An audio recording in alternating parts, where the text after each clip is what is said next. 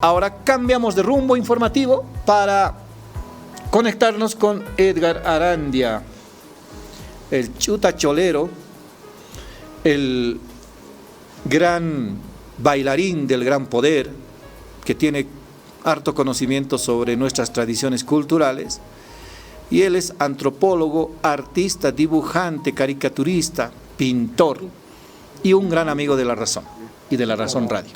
Edgar, bienvenido. ¿Cómo estás? Encantado, pues un abrazo para todos y todas. Y bueno, aquí dispuesto a convertirme en moreno, pues para hablar de la morenada. Entonces, me voy a poner ya en carácter, porque ustedes saben que este artilugio, que viene del siglo XVII, fue una de las primeras maneras de expresar esa unión cultural entre lo que pasó durante la colonia y cómo las naciones indígenas originarias se adaptaron y respondieron a ese desafío de sedimentar una cultura distinta, pero resistir de alguna manera y no hacer perder sus sistemas de parentesco, sus sistemas religiosos, su sistema estético, etcétera, etcétera. La morenada, como el resto de las danzas, es fruto de la resistencia cultural de nuestros pueblos originarios que habitan lo que ahora es el territorio boliviano. Sí, hemos invitado a Edgar Arandia para hablar precisamente del origen de la morenada. Por lo menos en Bolivia todavía hay un debate muy abierto respecto a dónde finalmente se ha originado la morenada. Se habla, por ejemplo, en Oruro de Sillota. Es una comunidad a pocos kilómetros hacia el oeste de Oruro, donde antes se pisaba uva, ¿no? Y se dice que ahí los negros de la época colonial pisaban vino, y a raíz de eso, precisamente como una sátira a los negros, los indígenas han comenzado a bailar la morenada. También en los centros mineros, ¿no?, producto de la mita, principalmente en las minas de Popó, que también se encuentran a 60 kilómetros al sureste de Oruro. Hay vestigios de presencia de negros y consiguientemente de celebraciones festivas allá durante el siglo XVII, XVIII, de la danza de los morenos, así se llamaba inicialmente, luego se convirtió en la danza de la morenada. Y hay otra discusión también generada en La Paz. Se presume que el origen de la morenada está en las penínsulas, en la península de Taraco, allí en el lago Titicaca, y se han encontrado pinturas rupestres en varias zonas de esa región que más o menos señalan que la morenada se bailaba allá por el siglo XVII también o XVIII. Pero bueno, Taraco, Sillota, Popó o las mismas minas de Potosí, también hay vestigios de explotación, de esclavitud de negros que han dado origen a la danza posteriormente. Se puede inscribir como, digamos, los inicios de la morenada, de la danza de los morenos, pero eso es en Bolivia. Finalmente, incluso la morenada zona norte, esto para un dato más contemporáneo, la morenada zona norte de La Paz o de Oruro ha sido creada en 1913. Si en el comunicado Perú dice que en Puno ya se baila la morenada desde 1940, creo que no hay mayor discusión. ¿Qué dices de esto, Edgar? Bueno, yo tengo otra versión que es totalmente diferente. Y me quedo con lo último que has dicho. El origen de la morenada es Potosí. Hay un cuadro en el Museo de América en Madrid, en el que Melchor Pérez de Holguín en el siglo XVII representa, le encargan a él esta pintura, porque iba a llegar a la villa imperial de Carlos V el virrey Morcillo. Entonces le encargan una pintura a él. Y él hace en 3 planos una gran obra. Esa obra es enorme. Yo tengo aquí una reproducción, pero en el caos de mi taller no he podido encontrarla. ¿Qué está ahí? ¿Qué ¿Qué escena se ve? Finalmente, como un dato, el virrey Morcillo nunca llegó a la Villa Imperial de Potosí, pero el cuadro sí existe. Ahí están lo que llamamos los cargamentos. Hay acémilas, mulas, que están cargadas de la plata. Los sacerdotes, es la estructura social de esa época, ¿no? Los sacerdotes, los grandes millonarios de las minas de Potosí, delante de ellos el cargamento en las acémilas con su platería, y adelante como vanguardia los esclavos negros vestidos con esta peluca y los trajes de duque, los trajes que ellos utilizaban en sus momentos festivos, los grandes millonarios y autoridades de Potosí. ¿Qué están agarrando este grupo de afros? Están agarrando idiófonos y tambores. Los idiófonos que ahora llamamos matracas, y que se pueden ver en el Museo de las Madres Clarisas en Potosí, que era para marcar el ritmo en las procesiones. Un hombre millonario no va a exponer a su esclavo afro, que le cuesta mucho dinero, a trabajar en interior mina cuando las primeras pruebas demostraron que no podían aguantar y morían. Después los llevaron a la... Este es el cuadro. Aquí están aquí pueden ver a los morenos, aquí están. Esta es de Melchor sí. Pérez de Orguín. Sí, exacto. ¿No? Entonces, los grandes, ahí están los afros, muy bien ataviados. Y en el libro de Bartolomé Arzanz Orzú y Vela, también relata, ¿no? Unos pequeños párrafos. Ahí habla de la sátira a los negros y obviamente de la esclavitud, Arzanz del Suelo. Claro, pero como te decía, si tú tienes un Mercedes-Benz, no lo vas a llevar pues por caminos pésimos a someterle a una serie de pruebas que pueden destruir tu automóvil. Entonces, aquí puedes ver toda la jerarquía, ¿no?, de la sociedad del siglo XVII, los españoles ataviados, el virrey Morcillo que nunca llegó, y ahí puedes ver aquí a los afros, ¿no? Y esta obra, cuando era autoridad, la hice filmar minuciosamente, pedazo por pedazo. Y este es la mejor prueba de que donde los afros tenían un trato ya diferenciado de los mitayos, fue precisamente en Potosí, cuando se dieron cuenta que los afros más les servían como una especie de ostentación de su fortuna. Muchos de ellos los trajeron a los yungas de La Paz, y podemos ver en el Museo Nacional de Arte los famosos vargueños, y vas a ver ahí a los afros ataviados con esta peluca y con los trajes que usaban los españoles, los dueños de las haciendas de la coca, que después se enviaban a Potosí. Inclusive cuando danzamos, que es lo correcto, tenemos estos guantes, ¿no?, que es para imitar también a los guantes de las personalidades millonarias de esa época y de las autoridades. Entonces, cuando cae la plata, cuando San Luis Potosí en México es descubierto y podían llevar la plata directo por el Atlántico a la península ibérica, las minas de Potosí decaen, bajan en su producción porque ya les resultaba más barato a estos mineros y al imperio español de trasladar la plata directamente hasta la península ibérica. Y ahí es que empieza la diseminación, empieza el traslado de este orden nuevo, un orden simbólico nuevo. Se traslada a Oruro y a La Paz. los grandes mineros que todavía tenían esclavos, por eso hay esos grupos sociales fuertes de afros en yungas, los traen a La Paz, pero no los hacen trabajar en las minas, los llevan a las haciendas de coca, Tocaña, todos esos lugares en los yungas de La Paz. Es la mejor prueba de la existencia de esta migración.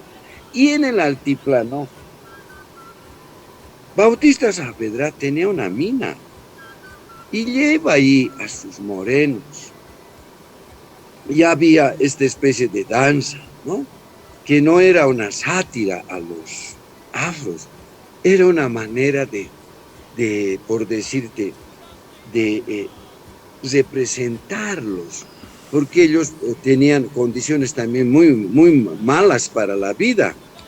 Entonces, en el mundo aymara siempre se trata de representar. Entonces, ellos representaban esa danza y con el tiempo se ha ido estructurando, ¿no?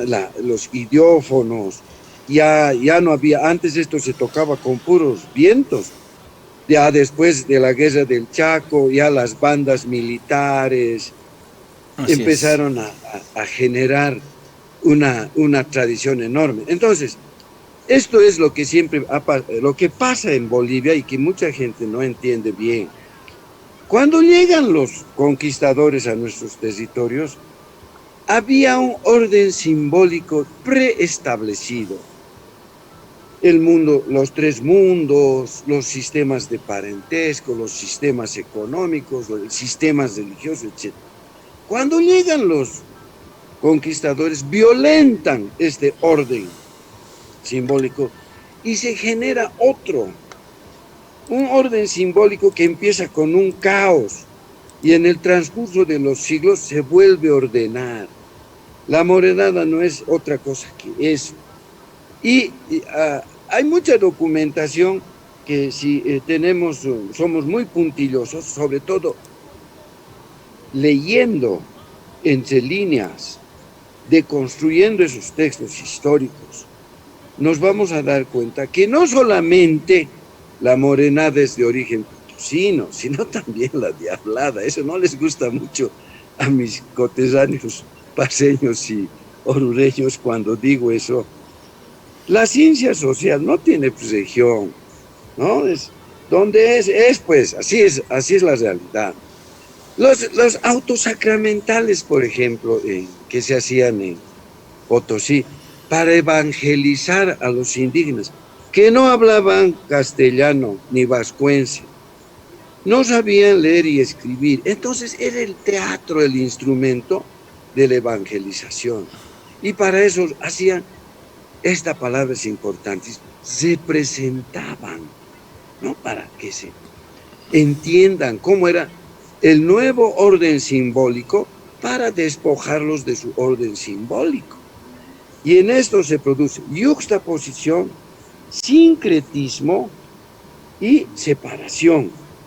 Entonces, el fruto de estos tres momentos es lo que ahora llamamos la cultura, entre comillas, mestiza y chola. Porque ahí siempre existe un prurito y un afán de volver. ¿Por qué bailamos? ¿Por qué danzamos tanto los bolivianos? Sobre todo en el occidente. ¿De dónde arranca ese afán de danzar y de bailar? Es distinto. Se danza para alguien. En la morenada danzo para el Tata Santiago cuando danzo. En el carnaval de Oruro para la Virgencita del Socavón. Y así, para el Tata Santiago, para el Señor del Gran Poder.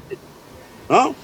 ¿De dónde arranca eso? Del Taquioncoy, de 1565, cuando vino la extirpación de las idolatrías y cuando hubo esta gran insurrección religiosa del Taquioncoy. Taqui, baile, ¿no? Oncoy, enfermedad. En el lado aymara se llamaba Aira.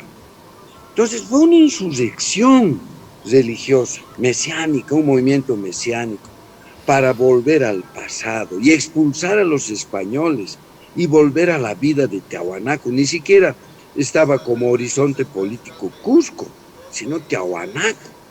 Entonces, toda esa parte de la historia no se toma en cuenta cuando se habla a partir de lo que ya existe, ¿no? Tenemos que retroceder más y encontrar la raíz. En mi criterio personal, es a partir del Taquiuncoy que la población del occidente boliviano sigue danzando para reencontrarse con sus ancestros.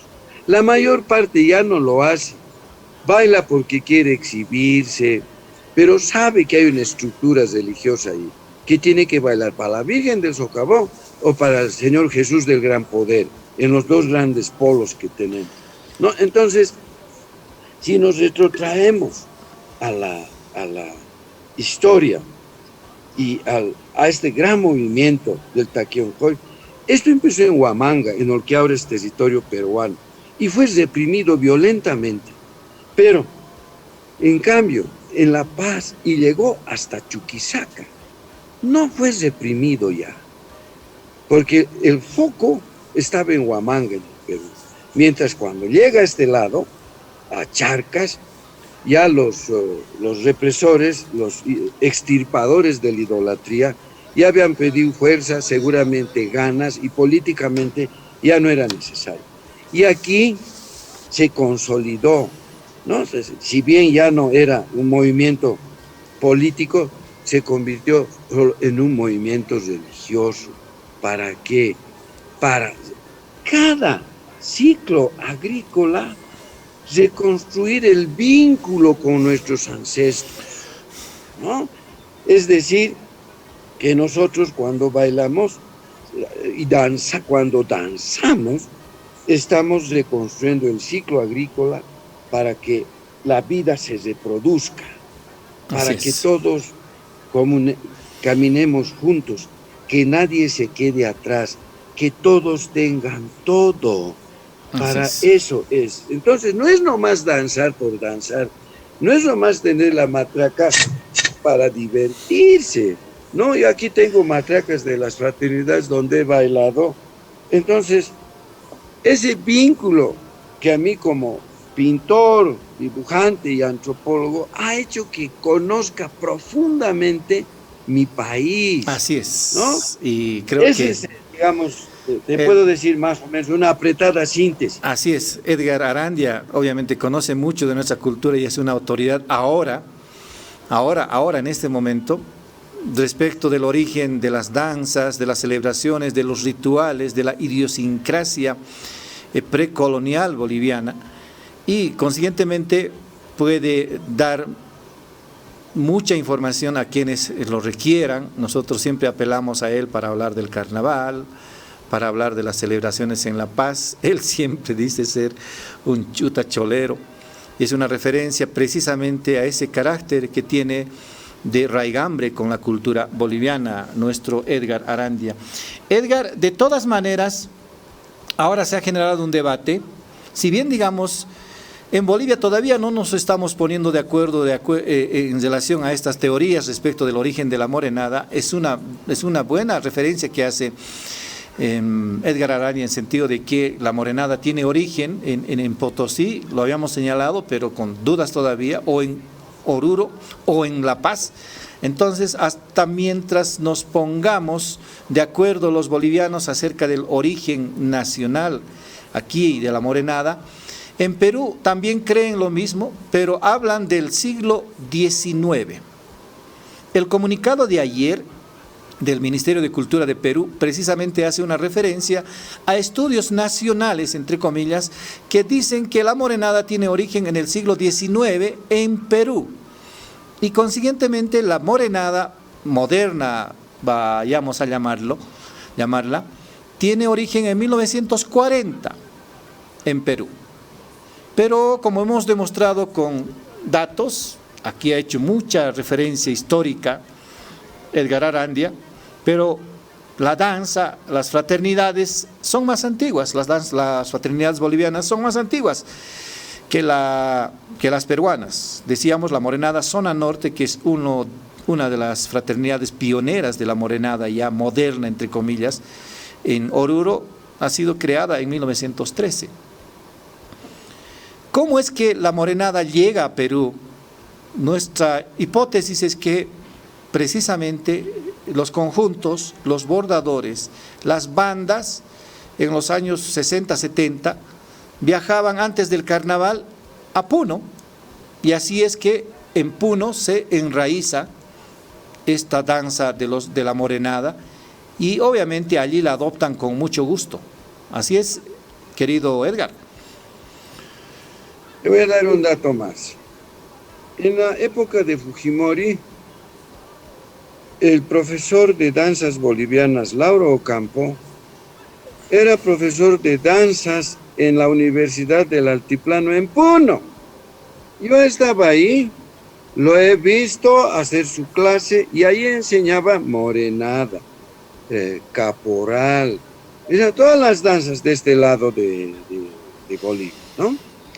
Entonces, él también fue uno de los que difundió el origen de las danzas y los pasos, los trajes.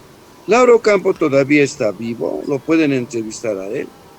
Él tal vez lo hizo de buena fe, claro, pero aquí hay que descartar algo. El 11 de diciembre del 2019 es que se declara al Gran Poder como patrimonio inmaterial, ¿eh?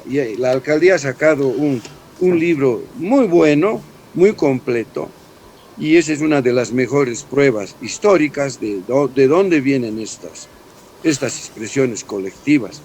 Entonces, Lauro Campo fue contratado como maestro y estuvo como 5 años. ¿Qué año fue más o menos? En la época de Fujimori, no me acuerdo con precisión. Bueno, sí, en los 2000. ¿No? Pero cuando estaba Fujimori, no, porque él hizo esa universidad. Yo fui a dar ahí una charla. De esa manera me encontré con Lauro Campo, que era mi amigo, y él fue profesor de danzas, esa palabra no me gusta a mí, folclóricas, de danzas bolivianas, ¿no? Él fue invitado allá y fue a difundir. Lo mismo ocurrió cuando yo era autoridad con las alacitas, las fronteras entre Bolivia y Perú en ese sector de Taraco, Huaqui, son permeables, pues, porque hay muchos bolivianos que han hecho su servicio militar también en el Perú y tienen doble nacionalidad. Entonces a la cultura no se la puede frenar. Y la cultura boliviana, sobre todo del lado occidental, es seductora, te seduce. Por eso bailan caporal en Noruega, en Washington, y no bolivianos, no gente que le ha gustado. Se han querido apropiar también, apropiar entre comillas, en Chile, bueno, y en el Perú ni qué decir. Pero ¿quiénes hacen esto? Eso es lo que también la gente tiene que saber. El pueblo peruano, y hay además pruebas de recortes de periódicos, muchos intelectuales peruanos han reconocido el origen de la morenada como boliviano. No es de ahora, desde hace 20, 40, 50 años han escrito, hay textos que ellos reconocen. Es como si nosotros la danza de las tijeras quisiéramos volverlo boliviano. ¿No ve? O la marinera. O el tango, ayer decía el alcalde de La Paz, decía, a ver, yo bailo tango, pero no por eso voy a decir que el tango es boliviano, dice. Oh, la cumbia. La cumbia colombiana. La cumbia es seductora. Hay cumbia boliviana, cumbia peruana, cumbia tejana, cumbia mexicana. Pero todos sabemos que la cumbia es de Colombia. Entonces, ¿pero quiénes hacen, te decía, quiénes hacen este lobby, estas estructuras en el Perú para generar estas molestias entre nuestros países? Hacen los comerciantes, los empresarios de turismo, porque tú sabes que el PIB del Perú tiene un gran ingreso por el turismo, y todo el turismo que recibíamos nosotros era de rebalse, ¿no? Pero desde que hubieron políticas mucho más eficientes para promover la cultura boliviana, ya no solamente recibimos el rebalse del Perú, sino vienen de otros lugares también, exclusivamente Edgar, a Bolivia. Edgar, si me permites, a ver, ayer ha emitido un comunicado a propósito de esa resolución que dicta que la morenada puneña es patrimonio nacional el 7 de mayo. Ayer, ante las protestas de Bolivia, del Ministerio de Culturas y otras organizaciones, el Ministerio de Cultura de Perú ha emitido un comunicado. Voy a leer, ahorita tenemos el comunicado en pantalla. En el punto central, que está en el 2, dice: la declaratoria no manifiesta o afirma el derecho de exclusividad o de denominación de origen de la danza o de algún personaje propio de nuestro origen altiplánico, dice.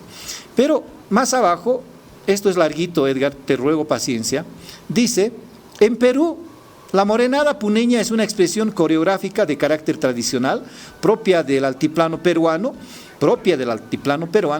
en la que se destaca la presencia dominante de los danzantes ataviados del traje de moreno o de sus derivados reyes morenos o reyes caporales, destacada a lo largo del siglo XX. Eso desnuda, devela un poco su falta de sustento, ¿no?, en relación al origen.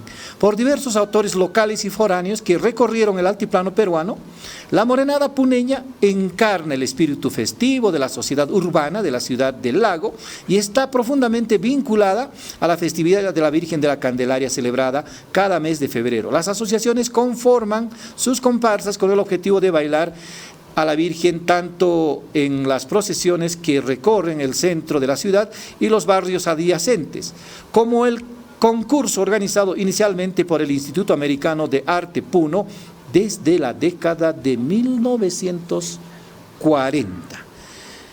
¿Qué tal? Los mismos datos que señala el comunicado del Ministerio de Cultura develan, desnudan, ponen en el piso todo el sustento que quieren comunicar a la comunidad internacional.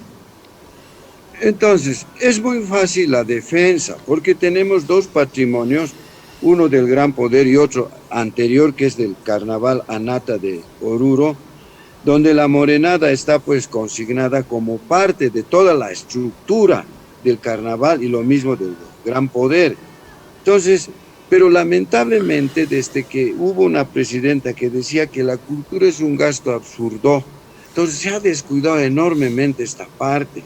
Hasta el día de hoy el Ministerio de Culturas no hace pie porque ha cambiado de direcciones y no ha hecho el proceso que cuando se cambia una dirección por otra, tiene que tener pues una gestión jurídica para que tenga legalidad.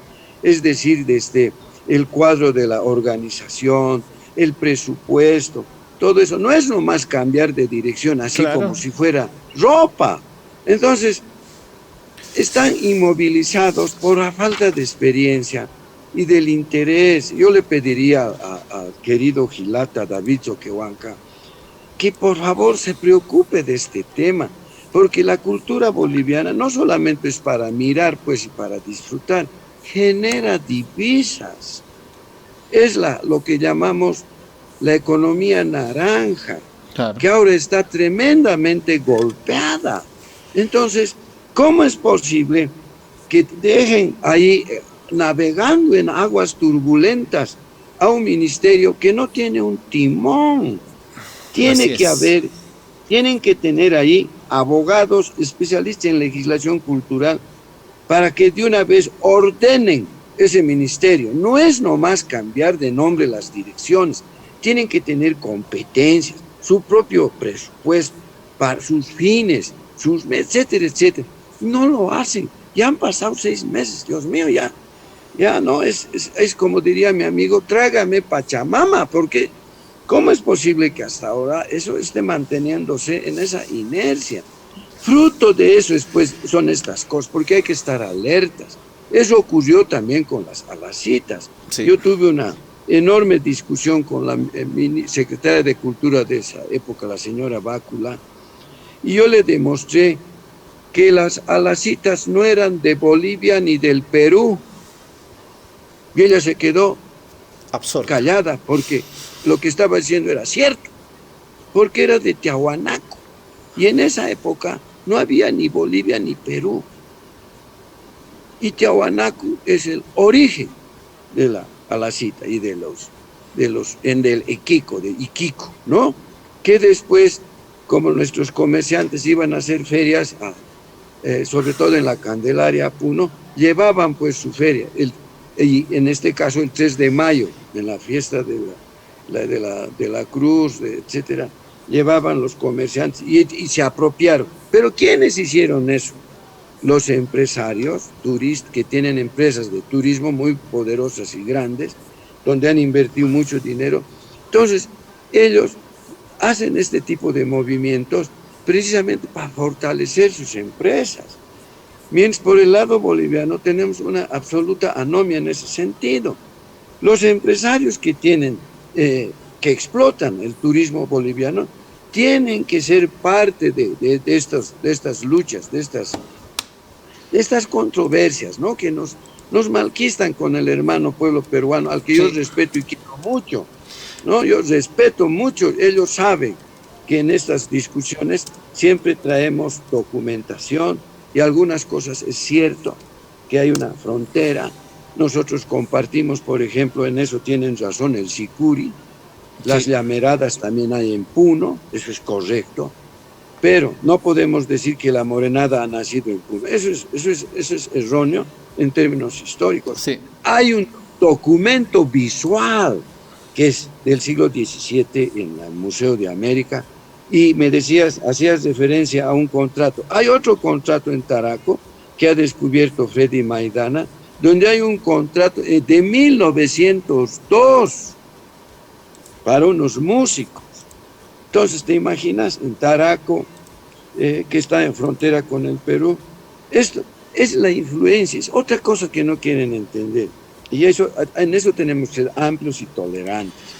Sí, ahora... Bolivia, terminaré. Bolivia en ese sector es una potencia cultural y transmina enormemente al lado peruano.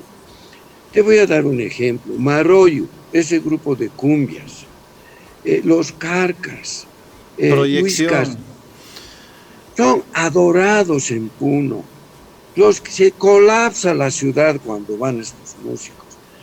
Los Bonanza componen para las fraternidades de allá. Llactaimanta compone morenadas. Pero, ¿qué vamos a hacer ahora? Y con esto quiero cesar.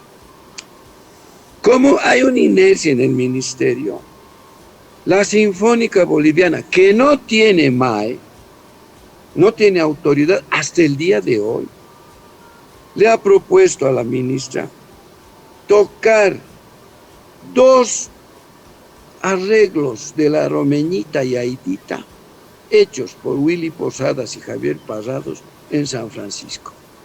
Esa es la mejor manera de demostrar que la morenada en Bolivia es parte de nuestro espíritu, que no es de ahora. ¿Qué arreglo tiene la Sinfónica del Perú? Porque no es tan trascendente para ellos como para nosotros. Entonces ellos le han propuesto esto a la ministra. Y para que un poco mire también a la Sinfónica, que está abandonada. Entonces ellos van a tocar en San Francisco estas 2 extraordinarios arreglos para morenadas que son fantásticas. ¿Y estos arreglos de qué época son? Del 2005. ¿No? Cuando yo era autoridad, conseguimos un dinero de la Embajada de Holanda para que hagan esos arreglos. Ya Willy Posadas y otros músicos ya habían hecho, pero no habían hecho para una orquesta de esas dimensiones. Ahora, eso ya las han tocado varias veces y va a ser oportunidad para que el gobierno tome pues más en serio. Una llamada de atención al Ministerio de Culturas que, cierto, si bien tiene a una mujer líder encabezando ese despacho gubernamental, hasta el momento no ha dado señales de una actividad certera que promueva no solamente la cultura, no solamente, como algunos también cuestionan, el folclore, sino otras manifestaciones y expresiones culturales que, cierto, necesitan nomás cierta experticia, cierto asesoramiento, cierta profesionalidad en la gestión. Yo, cuando hablabas de Oruro, cierto, en la declaratoria de la UNESCO de Patrimonio Oral e Intangible del Carnaval de Oruro, ahí hay toda una sustentación histórica de cada una de las 17 danzas, expresiones del Carnaval de Oruro. Y entre ellas, obviamente, está la morenada, ¿no? Y creo que hay mucho material como para rebatir esta posición de Perú, ¿no?, acerca del origen de la morenada puneña. Te agradezco, Edgar, por el tiempo que nos has dado. Es interesante, es muy emocionante escucharte, por por todo lo que nos señalas, y educativo también, a ver si ampliamos esta información en nuestros suplementos, y creo que te van a buscar, Edgar, así que alistate, nuestros colegas van a seguir hablando contigo. A ver que suene esa matraca, que suene esa matraca. Así es. Edgar Arandia baila. Entonces, morenada. Yo le desafío a bailar tobas, yo le desafío a bailar tobas. Yo ya sé bailar con 2 matracas la morenada. Claro, morenada, chuta, en el carnaval se viste de chuta, hasta de pepino ha bailado. Tenemos que amar nuestra cultura porque es parte de nuestra personalidad, está sedimentada en nuestro comportamiento, pero no solo eso, tiene una enorme proyección en términos sociopolíticos y económicos, así como en el Perú han sido muy inteligentes para explotar su cultura, nosotros también en ese sentido tenemos que imitarles a ellos. Yo tengo una duda. Yo solía viajar a Copacabana con mucha recurrencia en mis años jóvenes, en los 70, 80, en los 80 sí. Ibas pues, un primer viaje después de salir de Copacabana era Yunguyo. Yo veía a las mujeres peruanas con un sombrero diferente al boliviano, pero ahora ves la ropa de la chola paceña en Yunguyo. Eso es para otra discusión. Entonces también se ha arraigado la chola paceña en Perú, ¿no? Y en Puno, y ves en las celebraciones ahí vestidas de gala con la ropa de la chola paceña. Eso es para otro debate. En la avenida La Paz de Puno están los bordadores, y los bordadores, el 90% son paceños y orureños en esa avenida de Puno. Entonces, yo conozco muy bien Puno porque uno de mis hijos vivía ahí, estudiaba ahí, por eso quiero mucho ese país, porque me ha acogido también en épocas de dictadura. Yo he estado exiliado en el Perú y sé cómo funcionan, sé que es un pueblo generoso, bello en todo sentido, y es por eso que nosotros asumimos su gastronomía. Aquí hay como 50 restaurantes peruanos, a cuál mejor, ¿no? Y respetamos y gozamos de su cultura comiendo. Y entre otras cosas, el ceviche, lo ha reconocido un mismo presidente, no es peruano, es árabe, por ejemplo, y han asumido esa realidad. Así es. Entonces, tenemos nomás que hacer que nuestro ministerio fortalezca su institucionalidad para empezar, no a defender, sino a poner las cosas en su sitio. Nada más. Gracias, Edgar. Gracias por tu tiempo, como siempre, una autoridad hablando de culturas en el país. Estaremos en contacto en adelante. Cuídate, querido Edgar. Igualmente para todos, un gran abrazo. Listo, pues. Era Edgar Arandia, antropólogo,